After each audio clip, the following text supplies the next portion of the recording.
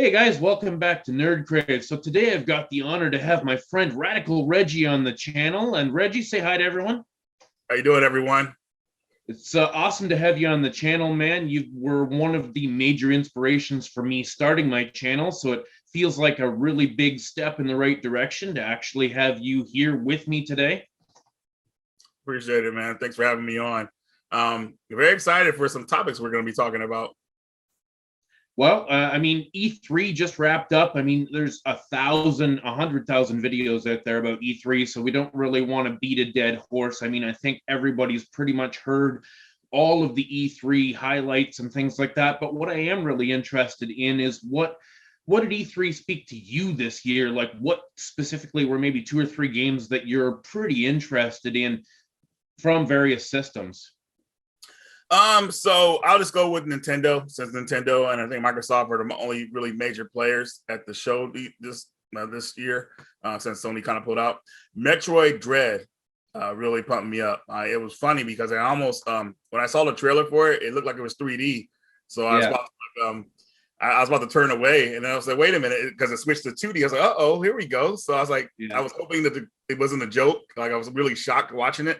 And I saw Samus running around like that. I was like, oh my God, they're really doing it finally. And that probably was the best thing for me at E3, because the nostalgia factor. You know, me personally, I just played the Metroid series, and I hadn't played them until like recently. So like for the first time. So I really am enjoying those games. I tried to play it back in the day, and it was a lot of fun, but I kind of fell off from it because I wanted to I don't know, man. I just felt like I was too late for me in a way.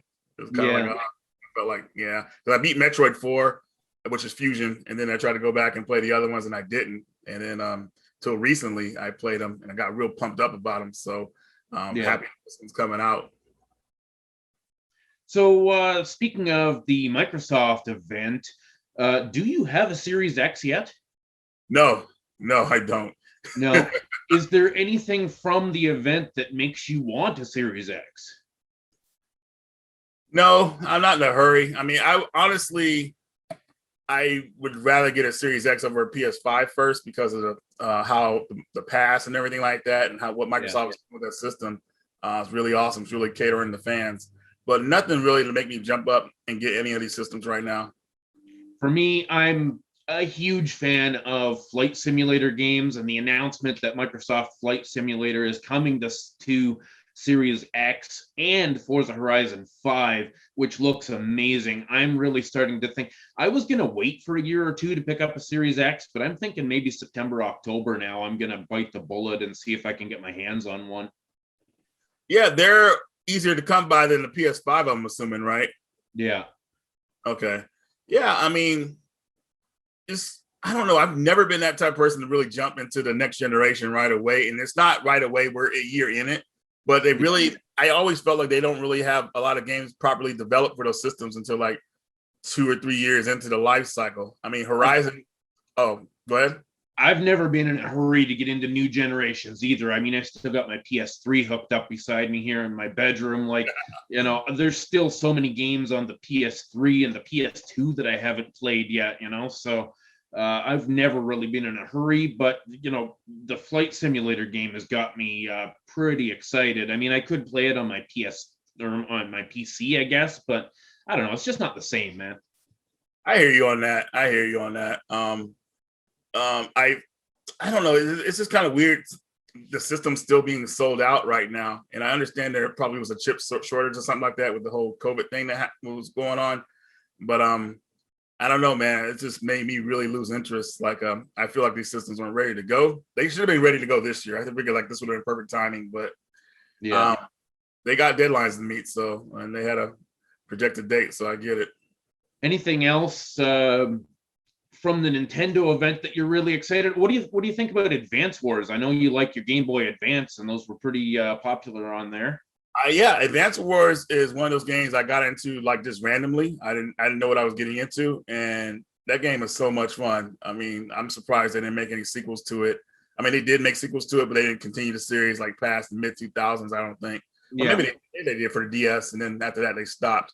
I was happy to see it. I think I mean, I'm more nostalgic for the pixelated graphics and everything like that, but I understand why the graphic design they chose for it. They look weirdly like cartoony, claymation-y. I mean, it might even be in the same engine as Link's Awakening, maybe. I don't know. Like, it's got that kind of vibe to it. Yeah, I think it is. Honestly, I would have preferred for them to go with the pixelated graphics, but I don't think these companies want to do that anymore. They don't want to pay anybody to make those graphics anymore because I guess it costs a lot of money. Obviously, it just, I don't know. It's just not going to like a good return for them. So they play it safe with that kind of like, not clay animation you're kind of like talking about and everything like that. But they're able to do a lot with those graphics if they want to, you know. So I kind of get it. But I'm just happy they're bringing the series back, and that's cool. So that's good. Yeah, for me, I mean, I've messed around with it a little bit, but I've never really played a full Advance Wars game, and it's kind of a shame because I love that kind of RTS style game. I'm a huge fan of Command and Conquer on the computer, games like that, Age of Empires and things. So I know I'm gonna love it, and I'm really looking forward to it. Right on, man. Right on. So we were talking a little bit behind the scenes here about the state of PS3 and PSP collecting. I know you've done a ton of videos about, with the whole server shutting down thing there a few months ago, about games to get on the cheap while you can, digital versus physical, and talking about the PSP and the PS Vita. Right. I've done a couple videos on that too, and it's something that interests me, although PS3 was in a state where you could just about get anything in the library for $5 or $10 just a couple of years ago. And now all these videos are popping up. People are saying now's the time to buy PS3. But you know what? 3 years ago was time to buy the PS3. Like now it's time to buy Xbox One and PS4. Like, I've just picked up all of these games. I got Streets of Rage 4 for $30, Ori for $20, Hellblade for $20. Mortal Kombat 11, I think, was $25, all on Amazon, brand new. Like, now's the time to be getting into Xbox One and PS4. But where do you think we're sitting with the PS3 now? Like, do you think the market has gone too crazy to the point where, like, have you got all the games that you want for the PS3 at this point? Oh yeah, I started really early. I think a lot of people are trying to push it to be like, there a lot of, I don't know. It's kind of hard to say. A lot of resellers probably want to push it, so people are seeking after those games maybe. With the PS3, like, I have pretty much got, I've got about 120 games in my PS3 collection, and that represents most of everything I want. There's probably another 2 or 3 dozen games that I would like to pick up. I'm still looking for a copy of Puppeteer. I'm still looking to round out my collection of the Atelier games on the PS3. But other than that, like, is there anything you're really looking for on the PS3 that people should watch out for? Yeah, I just got the Atelier, the last game in the trilogy for the PS3 recently. That's going to be in one of my videos coming up. There are some games that I missed out on. This may be a handful, and I've just recently gotten most of them. But I feel like people are mostly trying to push the PS3 to being like expensive right now to get the popularity up because they want to sell a lot of stuff for it. I mean, when the PlayStation Store and everything like that closing, people panicked and everything because they wanted certain games as a physical. They didn't want it digital, but at the same time, I feel like, these games have been widely available for a long time on the cheap. So why are you all of a sudden caring now about that physical copy when it's been sitting there for that cheap price, So yeah. It's funny how hype works. Like, a couple of years ago, it was the GameCube that was, and I mean, the GameCube is still hot. But it seems to be coming down. Like, I actually just bought the Donkey Kong bongos and Donkey Konga 1 and 2 for like $40 for all 3 items on the GameCube. Like, that stuff seems to be starting to level off, but the PS3 is going through the roof. And it's funny how that all kind of, ebbs and flows depending on popularity. Yeah, a lot of these games are available on the 360 as well, but those versions aren't nobody's looking at those versions at all. Which is really weird, because with the support for the 360, with so much backwards compatible support on the Xbox One, you would almost think that those games would have a higher value. I know I will go out of my way to buy any 360 or original Xbox game that I can play on my Xbox One. It just makes sense to have them all in one place. You know, it's like having that backwards compatible PS3 where it's like that one box does so much for you. Yeah, I get you on that. I think the thing is, people, unfortunately, and I hate to say this because I think you remember a series I did called Before They're Gone, and I was talking about PS3 games, 360 games, Wii games at GameStop were on the cheap, but it seems like people only really care when something becomes sought after, and then they want it, but they want it for cheap, and then the time when it's being sought after, and it's so crazy to me, you know. It's funny how so many people just want things because other people have them, you know? Yeah. Or other people want them. Yeah. That's kind of the shitty part about collecting, is that for those of us who really want to play the games and those of us who really care about the games, we end up getting priced out of the market by these people that just want to own it because it's rare or because it's expensive. Oh, like the guys that like that want to just, like the people that just want to have the game because they want to kind of fit in, like it's trending, like it's cool to collect games, and then they don't play them. Yeah, that's happened a lot. I think a lot of new collectors fall into that at some point or another, where, you know, you're buying stuff because it seems to be a must-have title or something. But, you know, I've kind of gone through that arc, and I know you have too, with selling off some of your stuff, where, you know, you just come to a point where you realize you've got a lot of crap that you don't really personally connect with. And, you know, so I've been pruning down my collection as well to the stuff that I really do care about. Right. Because, well, eventually, when you get time to play a lot of these games you want to play, you might realize, oh, I don't really want this game, and it's time to trim it off. That's totally fine.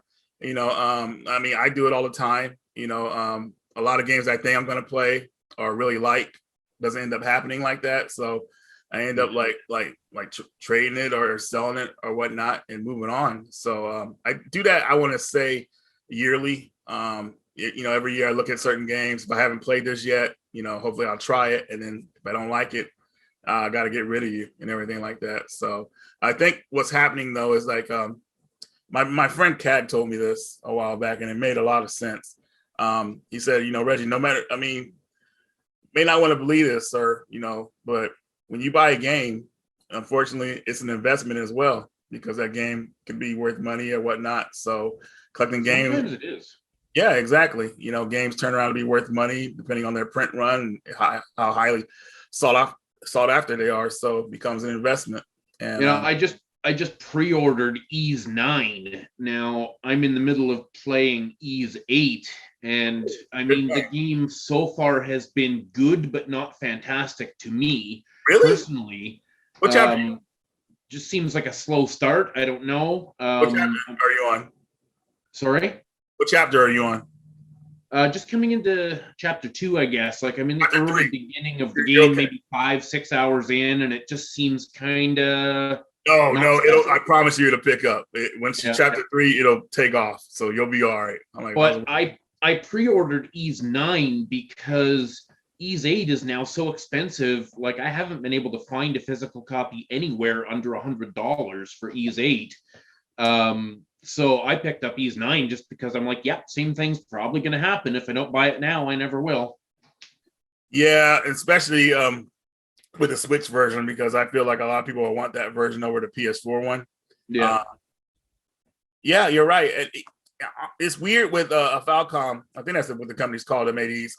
They only do a certain print run usually for their games, so their collector's editions and limited editions. And then once those sell out, you know, look how fast it's sold and whatnot, and that'll decide whether they want to put out more. And usually these games are kind of like a slow burn when it comes to buy. Like, you know, people gradually buy them and gradually then, like, it doesn't go like fast, like sold out or anything like that. So at least from what I've seen.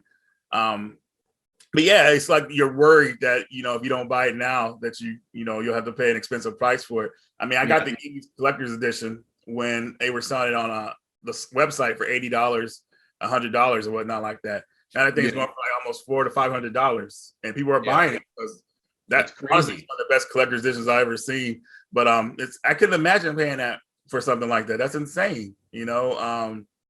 And if you miss out, it's just like, dude, I don't want to pay that price. So it's annoying.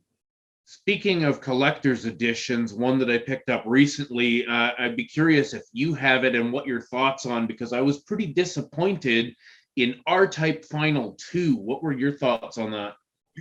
I liked it. I thought it was really cool, but at the same time, I was just happy to have the game back, like them bring a game back. Like comparing it to the first game is obviously better, but I'm just happy that they're taking interest in the series again. It may not. So excited for that game to come out. I pre-ordered the special edition or whatever. The box set is great with the art book and the soundtrack. The music is banging. But you know what really pissed me off about that game is the loading screens every time you die, man. Like R-Type is supposed to be this fluid arcade experience where you die and you spawn right back, right? And you get this loading screen and then you spawn back at a checkpoint. Like that's not R-Type, man. What's going on there? Well, most of the R-Type games I've played always put you back at a checkpoint. But the thing is, if the load times are too long, it kills the pacing. Yeah. Especially when to shoot them up, because it gets fast, but you try to remember where you're at. You got to get to that point again. That's annoying. So I get it. Shoot 'em ups need to have fast loading times so you can get back in the rhythm. Because if you lose that rhythm, you're probably not gonna want to play it anymore. And those games. I love R-Type 2 out of the R-Type Dimensions series. I think that's my favorite R-Type game of all time. Playing the R-Type Dimensions set that I picked up for like $6 or $7 on the Switch digitally. And it's just absolutely fantastic how fast-paced that game is, how creative it is. And then I felt like, R-Type Final 2, I mean, it looked pretty, and the gameplay when you're playing is pretty engaging, but I just didn't feel like it, it was supposed to be the ultimate R-Type experience, and I feel like it was just kind of somewhere in the middle. Yeah, definitely. I mean, it was kickstarted, I believe. So I wasn't sure how good the game was going to be. Because I don't know, it just seems like a lot of these companies, I don't know if they could afford it or whatever like that, but they were kind of like maybe just playing it safe to see what the people would think of this version of the game. They might have a better version coming out. I don't know, but maybe it'll get a what do you call it, a patch or something like that to fix up some of the loading times. That would be great. I really want to love the game, man, but I'd rather just play R-Type 2 most of the time. What system are you playing R-Type on? Currently on the Switch with the Dimensions series, but I also have some titles on I have R-Type Final 1 on the PS2, which I enjoy. The Switch version of R-Type 2, Final 2, has some issues with it. I don't think it doesn't play at 60 frames per second. It's like at 30 frames per second, which is weird for a shoot 'em up game. And some other, I remember the PS4 version is the better version of it, so you might have a better experience when you play that one. But I get what you're saying though. When you spend that money on that game, you expect to have a decent product, and if it wasn't going to be up to par on the Switch, they probably shouldn't have released it on the Switch. But nowadays they can't afford not to. The companies can't afford not to develop a game for Switch. Because that's that'll be the best selling one, unfortunately. Yeah, exactly. So anything really coming up on your channel that we should be looking out for? I mean, we're going to wrap up here pretty soon, but anything exciting that we've got to look forward to on your channel coming up? And where can people find you if they don't know you, which would blow my mind?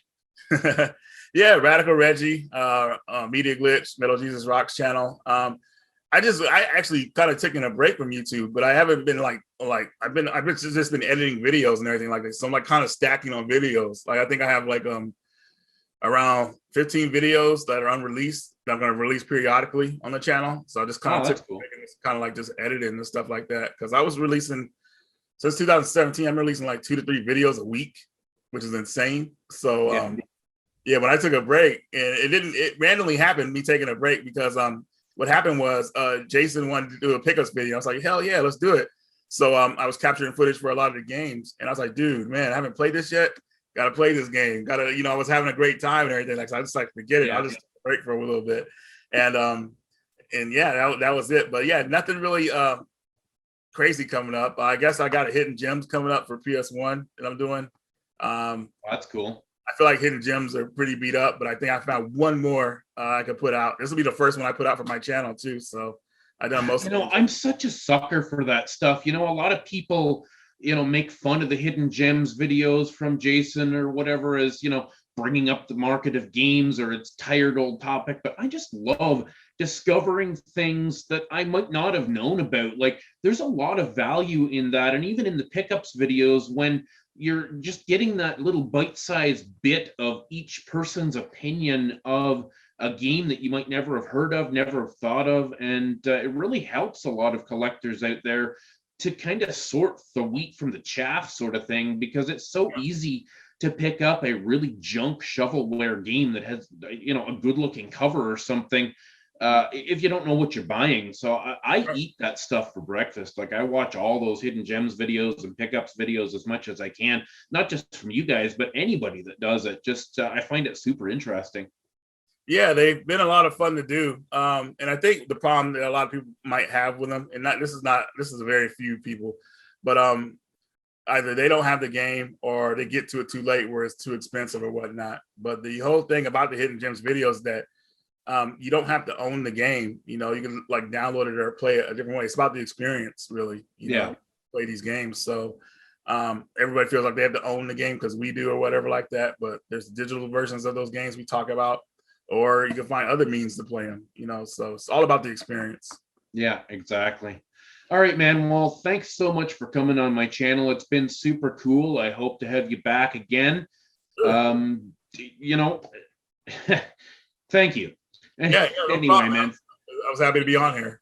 Awesome. I really appreciate it, and we'll definitely be seeing you on the web here on your Facebook group, guys. Check out Reggie's Facebook group. It's one of the more supportive and friendly Facebook groups that I'm a member of, and I'm probably a member of 30 or 40 gaming groups, but I interact in there all the time. So check out his Facebook group, and while you're at it, check out my Facebook group. Don't forget to subscribe to NerdCrave. Hit that like button if you would. It helps out a ton, and we'll see you in the next video. Stay classy.